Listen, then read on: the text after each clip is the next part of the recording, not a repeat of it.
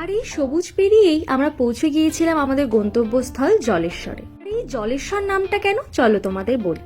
প্রাচীন মূল বিগ্রহটি বছরের বেশিরভাগ সময় থাকে মন্দিরের পাশে পুকুরের মধ্যে ডুবন্ত অবস্থায়। প্রতি চৈত্র মাসের তৃতীয় সোমবার চড়কের জন্য আসা সন্ন্যাসীরা এই শিবপুকুর থেকে বিগ্রহটি তুলে আনেন। তারপর দিনই সন্ন্যাসীরা হেঁটে হালিশহর গিয়ে বিগ্রহটি গঙ্গায় স্নান করান।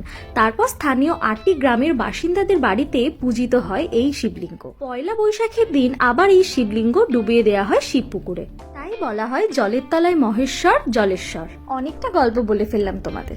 তো আমরা গিয়ে দেখলাম জলে প্রচুর মাছ। তো তারপর চলে গিয়েছিলাম পাউরুটি আনতে, মাছদের খাওয়াবো বলে। আমি অবশ্য মাছগুলো একটু দূরেই ছিল, কিন্তু পাউরুটি দেওয়ার কারণে বেশ অনেকটা কাছে চলে এসেছিল ওরা।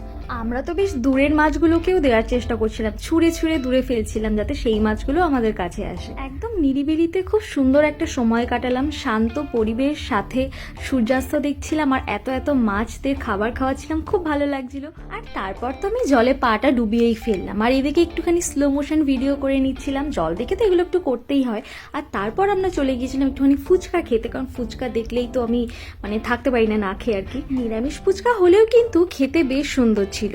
যাই হোক, তারপর টপাটপ কয়েকটা ফুচকা খেয়ে বেরিয়ে পড়েছিলাম বাড়ি ফেরার উদ্দেশ্যে, কারণ অন্ধকার হয়ে আসছিল, অন্ধকার হওয়ার আগে বাড়ি ফিরতে হবে।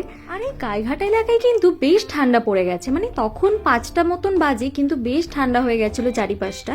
আমাদের বনগাঁতে অবশ্য এখন এতটা ঠান্ডা পড়েনি। তো যাই হোক, এই ছিল আজকে মিনি ব্লগ। আর সবাই